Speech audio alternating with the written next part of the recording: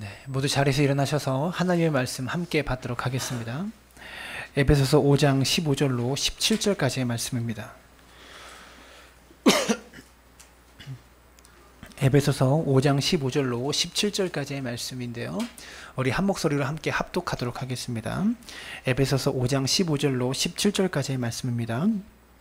그런즉 너희가 어떻게 행할지를 자세히 주의하여 지혜 없는 자같이 하지 말고 오직 지혜 있는 자같이 하여 세월을 아끼라. 때가 악하니라. 그러므로 어리석은 자가 되지 말고 오직 주의 뜻이 무엇인가 이해하라. 아멘. 모두 자리에 앉아주시기 바랍니다. 네, 옆 사람 바라보고 인사할까요? 당신이 있어서 행복합니다. 이렇게 인사합시다. 네, 네. 여러분, 이런 말이 있어요. 사람이 태어나서 한평생 살아가는 것은 마치 정광석화와도 같다라는 말이 있습니다. 무슨 말이냐면 인생이 그만큼 빠르다라는 것이죠. 인생이 참 화살처럼 지나간다라는 그런 의미입니다. 여기서 전광이라는 말은요, 그 번갯불의 번쩍임을 의미하는 것이고, 석화라는 것은 이 부싯돌을 이렇게 때리면 불빛이 이렇게 뭐랄까 불이 이렇게 나잖아요. 그것을 석화라고 이야기합니다. 인생은 번갯불이 그냥 한번 딱 번쩍이는 것처럼, 부싯돌이 부딪혀서 잠깐 번쩍거리는 것처럼 그렇게 우리의 인생이 쏜살같이 지나가더라, 이렇게 속담이 담고 있다라는 거죠. 우리가 흔히 짧은 순간, 아주 짧은 순간을 말할 때 찰나의 순간이라고 합니다. 제가 찰나에 대해서 알아보니까 이게 불교 용어더라고요. 찰나의 시간이 시간으로 75분의 1초라고 합니다. 1초를 75로 나눈 75분의 1초를 찰나의 순간이라고 그렇게 이해한다고 해요. 시간으로 따지면 0.018초래요. 1초를 75로 나누면 0.018초래요. 그리고 하루는 480만 개의 찰나로 구성되어 있습니다. 그러니까 찰나라는 시간과 정광석화라는 시간을 비교해 보면 찰나의 시간이 좀 더 짧은 시간인 것 같아요. 번갯불이 번쩍이는 건 최소한 1, 2초는 가잖아요. 그러니까 찰나의 시간은 그만큼 짧다라는 겁니다. 근데 그렇게 시간을 따져보면 0.018초의 찰나의 순간과 번갯불이 번쩍이는 정광의 시간, 이런 시간들이 모여서 1초를 만들고요, 1분이 모여서 1시간을 만들고, 1시간들이 모여서 하루 24시간을 만들고, 이것이 한 달을 만들고 1년을 만들더라는 겁니다. 이렇게 수많은 찰나의 시간들이 합쳐지다 보면 우리가 지나온 40년, 50년, 60년의 시간들은 긴 시간이고 참 오래 살아왔다라고 느껴집니다. 그러나 정작 실생활 속에서 살아가는, 우리 일상 속에 살아가는 우리들이 우리의 인생을 뒤돌아보면 참 인생은 정광석화와 같다라는 말을 실감하게 된다는 거죠. 무슨 말이냐면 하루하루를 따져서 시간으로 계산하면 꽤 긴 시간이고 날짜로 계산하면 정말 많은 날을 우리가 지나온 것 같은데, 막상 지나간 시간을, 지나간 세월을 다시 돌이켜보면 정광석화와 같더라라는 말입니다. 쉽게 생각하면 이렇게 말씀드릴 수 있어요. 여러분, 지나온 2017년, 작년 1년 동안의 일을 한번 머릿속에 잠깐 생각해 보십시오. 1년 동안의 일을 머릿속에 한번 기억해 보십시오. 그 1년의 시간을 떠올리는데 얼마나 걸리셨습니까? 정말 찰나의 순간이고요, 정광석화의 순간이 지나갔을 겁니다. 1년의 시간을 떠올리는데 매우 긴 시간이지만 그 1년을 떠올리는 데는 찰나의 순간이라고 해도 과언이 아니고 정광석화와 같은 시간이라고 해도 과언이 아닐 것입니다. 그러면 지난 1년을 떠올리는데 정광석화의 시간이 지나갔으니까 10년을 떠올리는데 이 정광석화보다 10배의 시간이 생각이 납니까? 10년을 떠올려도 20년을 떠올려도 역시 정광석화의 시간이더라는 겁니다. 그러면 10년이 정광석화였으니까 70년, 80년의 시간을 떠올리는데 7배, 8배 정도의 시간이 걸립니까? 그것도 아니라는 겁니다. 막상 80년, 70년의 시간을 살아오신 분들의 이야기를 들어봐도 한결같이 하시는 말씀이 세월이 쏜살같이 지나가고 정광석화와 같이 화살처럼 빠르게 인생이 지나가더라, 이런 말씀들을 많이 하시죠. 여러분, 지나온 시간의 속성은 한결같습니다. 앞으로 우리에게 다가올 시간은 더디 옵니다. 남겨진 길이만큼 그렇게 길게 느껴져요. 하지만 지나간 시간만큼은요, 희한하게도 1년이 되든 10년이 되든 100년이 되든 한순간에 기억이 나고 한순간에, 찰나의 순간에 지나가더라라는 겁니다. 그래서 100년을 살고도 인생을 마감할 때가 되면 너무 세월이 짧았다라고 생각하게 된다는 것이죠. 그런 의미에서 오늘 본문에 바울은 에베소 교인들을 향하여 세월을 아끼라라고 말씀하고 있는 이 말씀에 우리가 주목해야 된다는 것이죠. 즉 제한된 인생이며 한계가 있는 인생에게 어떻게 시간을 써야 할 것인가, 어떻게 시간을 쓰는 것이 하나님 앞에 칭찬받는 일인가, 이것을 우리에게 가르쳐주고 있기 때문에 그렇습니다. 오늘 전해지는 말씀을 통해서 우리 인생의 제한된 시간 속에서 세월을 아낌으로 말미암아 하나님께 칭찬받는 믿음의 사람들이 되어지시기를 주님의 이름으로 축복합니다. 그런 의미에서 우리가 어떻게 세월을 살아가야, 우리가 어떻게 시간을 써야 이 시간을 아낄 수 있는지를 함께 말씀을 통해서 나누어 보려고 합니다. 첫 번째로 오늘 본문은 우리에게 지혜 있게 살아가라라고 가르쳐주고 있어요. 본문으로 돌아가서 15절의 말씀을 다시 한번 다 같이 읽습니다. 시작.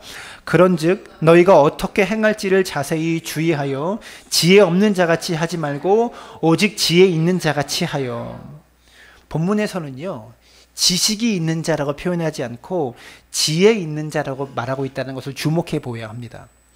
여러분, 지식은요 무엇입니까? 얻게 되면, 배우게 되면 그냥 얻는 겁니다. 배우면 얻는 것을 지식이라고 합니다. 근데 지혜는 무엇입니까? 지식을 가지고 지식을 활용해서 뭔가 의미 있는 것을 만들어낼 때 그것을 지혜라고 말하는 것이죠. 우리 모두는 하루 24시간이라는 똑같은 시간을 모두 부여받았습니다. 동일하게 부여받았어요. 그런데 똑같은 24시간, 하루라는 시간을 부여받았다고 해서 모두에게 그 24시간이 동일한 의미로 다가옵니까? 아니라는 겁니다. 누군가가 오늘 결혼하는 사람이 있다면 2018년 2월 4일은 그 결혼하는 사람에게는 결혼이라는 의미가 부여되었기 때문에 우리에게는 그저 하루의 시간이 지나가는 것 뿐이지만 그 사람에게는요, 평생 잊지 못할 의미 있는 시간이 그 사람에게는 지나가고 부여된다는 겁니다. 다르게 설명하면 바둑에는요 361개의 점이 있습니다. 바둑판은 361개의 점으로 구성되어 있어요. 그 점에 두 사람이 250개 정도의 알을 놓고 바둑을 이렇게 합니다. 경쟁을 합니다. 근데 바둑 기사들은요, 바둑이 시작할 때부터 끝날 때까지 250개 정도의 알들을 순서대로 복귀할 수 있다고 해요.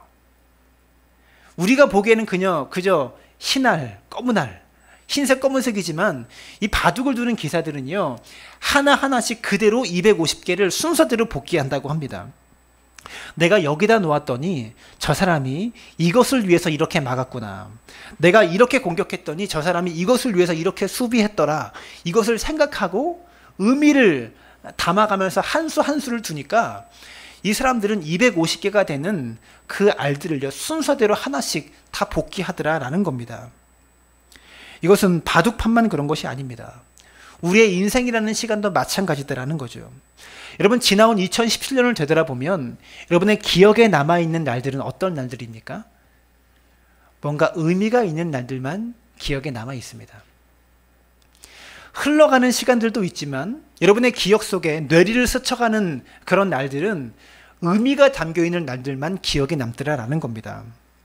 의미가 부여되는 날들만 기억에 남지 다른 날들은 그저 지나가는 날로, 스쳐 지나가는 날로 기억에 남지 않는다라는 거죠.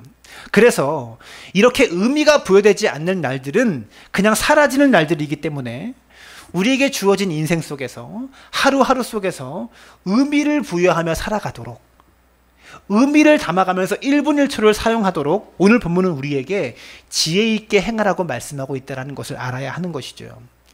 이어지는 17절 말씀해 보시면 이렇게 말합니다. 그러므로 어리석은 자가 되지 말고 오직 주의 뜻이 무엇인지 이해하라. 누가 어리석은 사람이냐면 주의 뜻을 모르고 사는 사람이 어리석은 사람이고 주의 뜻을 헤아리며 사는 사람이 지혜로운 사람이다라고 말씀하고 있는 겁니다. 여러분, 시편 14편 1절은 이렇게 설명합니다. 이렇게 어리석은 사람에 대해서 이렇게 말하는데요, 화면을 보시고 함께 읽습니다. 시작. 어리석은 자는 그의 마음에 이르기를 하나님이 없다 하는도다. 그들은 부패하고 행실이 가증하니 선을 행하는 자가 없도다. 하나님이 없다고 하면 어리석고 하나님이 있다고 하면 지혜로운 사람이다. 이것을 뜻하는 것이 아니에요. 하나님을 있다고 인정하는 사람이 지혜로운 사람이고 없다고 말하는 사람이 어리석은 사람이다. 이것을 말하는 것이 아니라 살아가는 순간순간마다, 오늘 하루를 살아갈 때마다 내게 이러한 삶을 주시고 이러한 고난을 겪게 하시고 이러한 인생의 길을 걷게 하신 이유를 하나님 안에서 발견하는 인생이 지혜로운 인생이다라고 말씀하고 있는 겁니다. 그저 하나님은 있어요 라고 말하면 무조건 다 지혜로운 사람이 아니라, 내가 이 길을 걷고 있는 이유가 하나님의 어떠어떠한 뜻이 있어서 주의 뜻을 헤아리면서 그 길을 걸어가는 사람이 지혜로운 사람이다라고 말씀하고 있는 것이죠. 그런데 내가 예수를 믿고 하나님을 믿고 교회도 다니지만 삶 속에서 인생의 길을 걸어가면서 하나님과 아무런 관계없이 살아가는 삶, 그래서 매일의 날들을 의미 없는 인생으로 허비하는 사람이 있다면 그 사람은 어리석은 사람이고 지혜가 없는 사람이다라고 성경은 우리에게 가르쳐주고 있다는 것입니다. 그래서 오늘 본문 15절을 다시 읽으면, 그런즉 너희가 어떻게 행할지를 자세히 주의하여 지혜 없는 자같이 하지 말고 오직 지혜 있는 자같이 하여 라고 말씀하고 있습니다. 여러분, 자세히 주의하여 라고 말씀하고 있어요. 그 이유는요, 우리의 날들은 주의하지 않으면, 내가 주의하지 않으면 하나님 없는 날들로, 하나님께 의미가 부여되지 않은 날들로 그냥 허비해버리기 쉽다라는 겁니다. 나에게 왜 이 길을 걷게 하시는지, 왜 이러한 삶을 살아가게 하시는지 되묻지 않는다면, 하나님께 다시 물어보지 않는다면 우리의 인생은 의미 없는 날들로 살아갈 뿐이고 우리가 하고 있는 고생 역시도 의미 없는 고생으로 지나가게 될 뿐이라는 겁니다. 사랑하는 여러분, 어제 하루만 놓고 생각해 봅시다. 어제 하루를 사시면서 얼마나 하나님 앞에 내 인생의 의미를 묻고 살아가셨습니까? 어제 하루의 삶을 얼마나 하나님께 드리면서 하나님께 의미를 담아두고 살아가셨냐라는 것이죠. 그저 하나님을 의식하지 못한 채 내 마음대로 살아온 하루가 아니냐는 겁니다. 그렇게 주의하지 않다 보면 우리의 시간은요, 그저 세상의 풍조에 따라 흘러가게 되고, 세상 풍조를 따라가는 사람의 특징은 하나님을 의식하며 살지 않게 됩니다. 그저 인생의 굴레가, 인생의 폭풍이 휘몰아치는 대로 그저 바람에 따라 살아가는 인생은요, 하나님을 의식하며 살아갈 수 없다라는 겁니다. 여러분이 걷고 있는 인생의 길 위에서 하나님을 발견할 수 있게 되기를 주님의 이름으로 축원합니다. 다시 한번 이렇게 질문드리고 싶어요. 힘들고 고단하고 바쁜 인생 속에서 여러분은 얼마나 하나님을 생각하며 살고 있습니까? 두 번째로 오늘 본문은 우리에게 시간을 아껴라 라고 말씀하고 있다는 겁니다. 이 제한된 인생을 사는 우리가 어떻게 해야 바르게 사는 것일까? 시간을 아끼는 인생이 지혜롭다라고 본문은 말씀하고 있는 겁니다. 16절 함께 읽습니다. 시작. 세월을 아끼라, 때가 악하니라. 여러분, 여기서 세월을 아끼라라고 말씀하고 있는 이유가 뭘까요? 지혜롭게 살려면 노후를 준비하도록 돈을 아껴라, 뭐 이러한 일들을 많이 해라, 여러 가지를 말할 수 있는데 왜 지혜롭게 사는 사람에게 세월을 아끼라고 말할까요? 이렇게 말하는 겁니다. 여러분이 지혜롭게 인생을 살려면 세월을 아껴야 된다라고 말씀하고 있는 겁니다. 정답을 말씀드리면, 시간은 하나님께서 우리에게 주신 기회이고 우리에게 주신 생명이기 때문에 그렇습니다. 시간이 곧 생명입니다. 시간이 곧 기회이고 생명이기 때문에 시간을 아껴야 된다라고 성경은 말씀하고 있는 겁니다. 여러분, 시간이 곧 생명이라는 사실을 보여주는 성경 말씀이 마태복음 25장과 누가복음 19장에 나오는 비유입니다. 마태복음 25장에는 달란트의 비유가 나와요. 한 주인이 길을 떠나면서 종들에게 달란트를 맡기고 떠났는데요, 각각 재능대로 어떤 종에게는 5달란트를, 어떤 종에게는 2달란트, 어떤 종에게는 한 달란트를 맡겼어요. 다르게 맡기고 떠납니다. 그리고 돌아와서 결산할 때 보니까 달란트를 맡길 때는 각각 재능대로 다르게 맡겼습니다. 그런데 상을 주고 칭찬을 할 때는 똑같이 칭찬하죠. 얼마를 남겼는가 신경 쓰지 않고요, 똑같이 잘했다고 칭찬하시는 것을 볼 수가 있어요. 마태복음 25장에서는. 그런데 누가복음 19장에는요, 10문화의 비유가 나옵니다. 이 열문화의 비유는 조금 달라요. 누가복음 19장 13절을 보시면 이렇게 말합니다. 그 종 열을 불러 은화 열 문화를 주며 이르되 내가 돌아올 때까지 장사하라 하니라. 주인이 종들을 불렀는데요. 10명의 종에게 10개의 문화를 각각 한 문화씩 나누어 주었습니다. 아까 마태복음 25장에서는요. 어떤 자에겐 5달란트, 2달란트, 한 달란트를 다르게 맡겼지만 누가복음 19장에서는 10명에게 한 문화씩 10문화를 맡겼어요. 누가복음은 똑같이 한 문화씩 받았는데 한 문화를 가지고 10문화를 남기고 누구는 5문화를 남기고 남긴 만큼 상급을 주고 계세요. 10문화 남긴 자에게는 10고을을 다스릴 권세를 주시고 5문화를 남길 자에는 5고을을 다스리는 권세를 주셨습니다. 정리해보면 이렇습니다. 마태복음에서는요. 다른 달란트에 마태복음에서는 다른 달란트에 같은 상급을 주십니다. 근데 누가복음에서는요. 같은 문화를 주시고 다른 상급을 주세요. 마태복음과 누가복음이 정반대죠. 사랑하는 여러분, 달란트는요. 재능을 말하죠.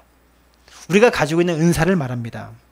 우리가 가진 기술이나 물질이나 은사나 재능이나 각각 개인의 수명들은요. 다 다릅니다. 사람마다 틀려요. 어떤 사람은 기술이 좋고 어떤 사람은 지식이 좋고 어떤 사람은 말을 잘하고 어떤 사람은 그림을 잘 그려요. 다 다른 재능을 가졌습니다. 그런데 그 다른 재능을 가지고 주님 앞에 충성했을 때 다 똑같은 칭찬을 받는다라는 거예요. 그런데 반대로 어떠한 것들은 다 동일하게 주어지는 것들이 있어요. 무엇입니까? 다 동일하게 받는데 남기는 만큼 칭찬을 받는 것이 있다라는 겁니다. 사랑하는 여러분, 하나님께서 우리 모두에게 다 똑같이 동일하게 주신 것이 무엇일까요? 시간입니다. 하루 24시간이라는 우리 모두는 동일한 시간을 살고 있다는 것이죠. 모두에게 동일하게 시간을 주시고 인생에 한 번뿐인 생명은 모두에게 동일하게 한 번만 주셨습니다. 우리 누구도 돈이 많다고 해서 인생을 2번 살고 3번 살지 않는다라는 것이죠.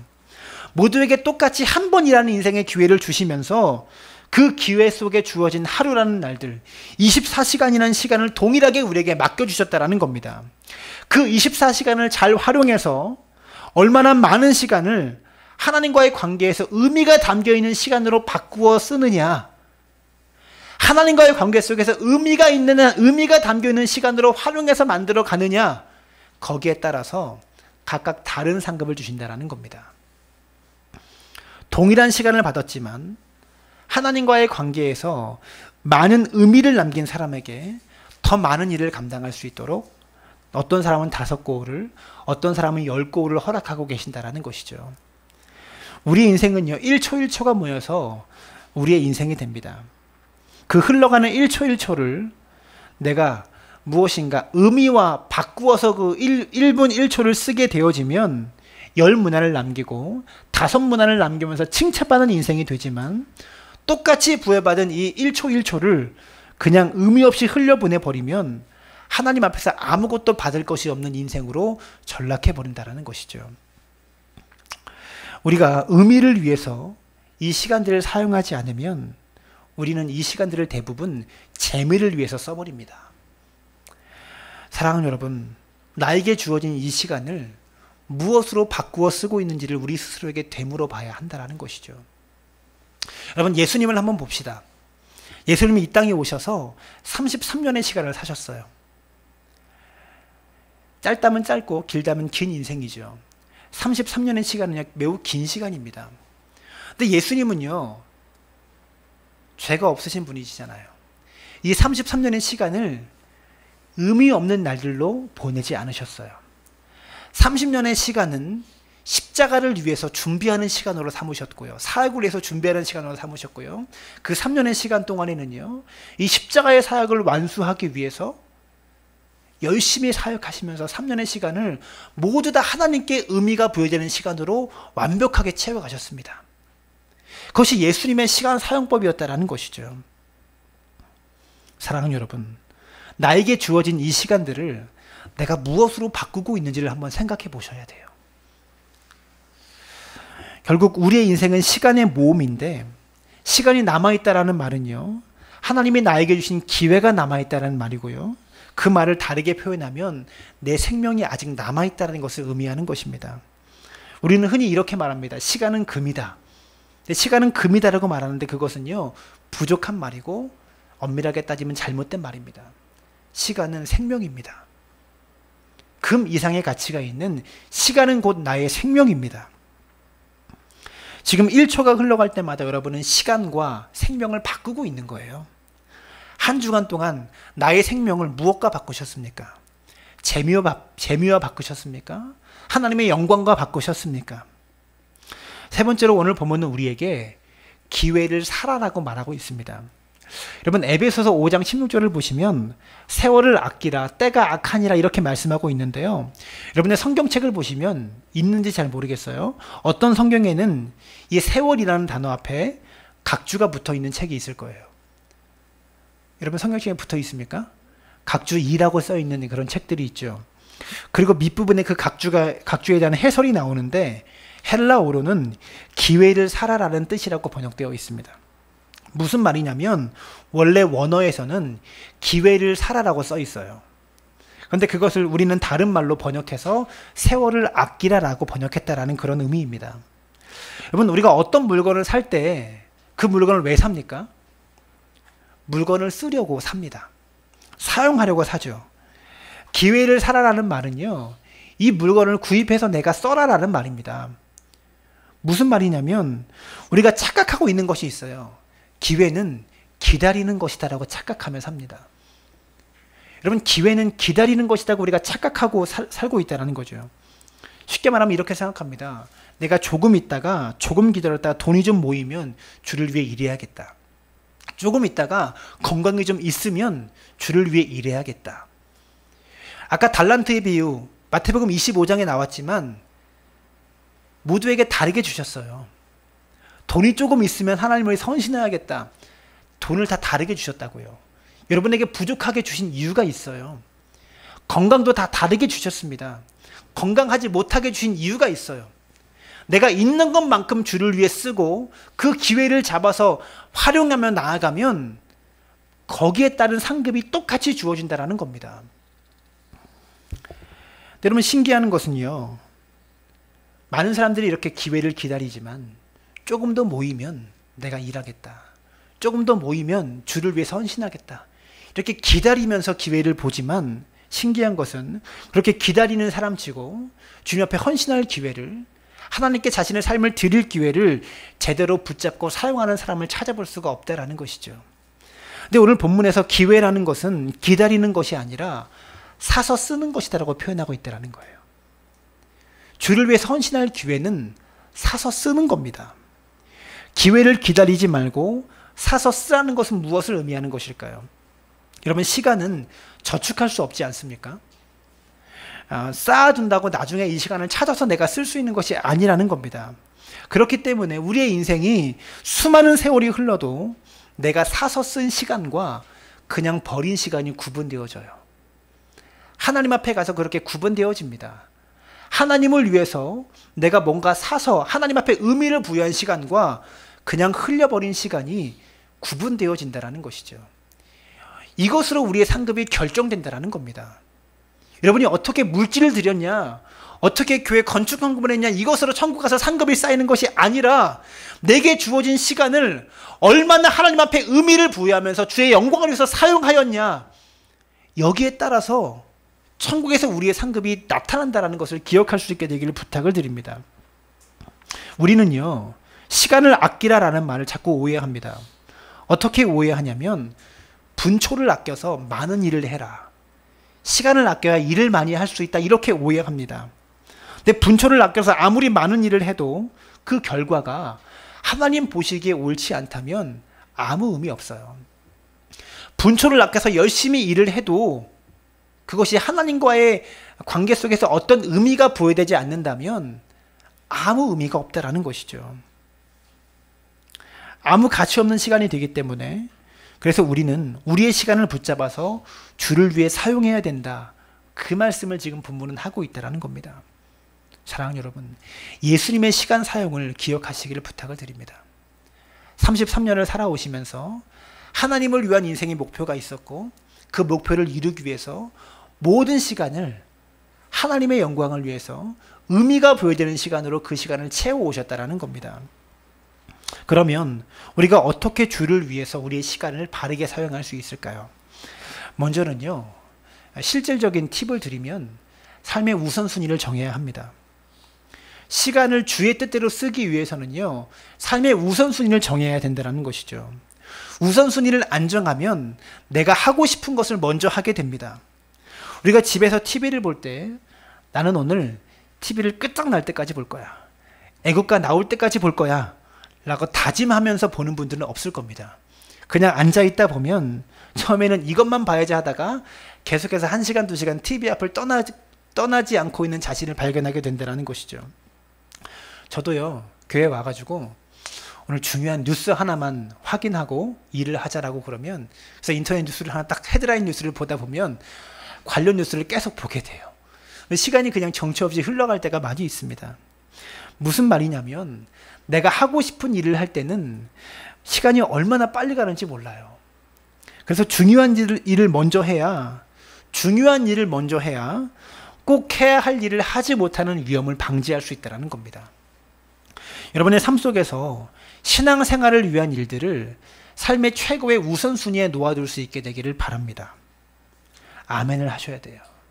신앙생활을 위한 일들을 가장 먼저 해야 될 삶의 우선순위로 놓아둘 수 있게 되기를 부탁을 드립니다. 하루 일과에서 아침에 성경 보며 큐티하기, 기도하기, 수요예배, 금요예배 나오기, 이런 것들을 인생의 최고의 우선순위에 놓아두실 수 있게 되기를 부탁드려요. 이렇게 신앙생활을 우선순위에 놓으라고 하면 이렇게 오해하시는 분들이 계세요. 목사님, 제가 일이 바빠서 직장에서는 10시간 일하는데 제가 성경 볼 때는 30분밖에 못 봐요. 기도는 30분밖에 못 해요. 직장에서는 일을 그렇게 많이 하면서 기도는 이렇게 못 해요. 근데 여러분, 성경은 30분 보는 게 정상입니다. 기도는 30분 하는 게 정상이에요. 무슨 말이냐면 더 많이 해도 좋지만, 여러분, 내 직업은 직장에서 10시간 일하는 게 정상입니다. 만약에 이것을 바꾸어 가지고 직장에서 30분 일하고 성경을 10시간 본다고 해보세요. 그 사람은 굶어 죽습니다. 이건 바른 신앙이 아니라는 것이죠. 직장에서 일하시는 분들은 시간을 잘 투자해서 직장에서 일을 잘 해야 합니다. 가끔 보면 직장 생활과 교회 생활을 혼돈하신 분들이 많이 있어요. 직장에서 일하는 시간에 성경 보는 분들이 있고요. 직장에서 업무 시간에 전도하는 사람들이 있습니다. 그런 걸 사람들이 좋아하지 않죠. 또 중요한 것이 있죠. 신앙생활을 우선순위로 놓는 이 삶의 우선순위가 지속되어져야만 합니다. 이 우선순위를 정하라고 해서 아침에 일어나면 무조건 큐티부터 하고 뭐 이런 의미가 아닙니다. 다른 것보다 이것을 먼저 해라는 거, 여러분의 일을 하세요. 그러면서 절대 잊지 말아야 될 것, 말씀 보기, 기도하기, 이런 것들은 절대 잊지 말고 채워 넣으라는 것입니다. 그리고 이러한 습관이 지속되어져야 합니다.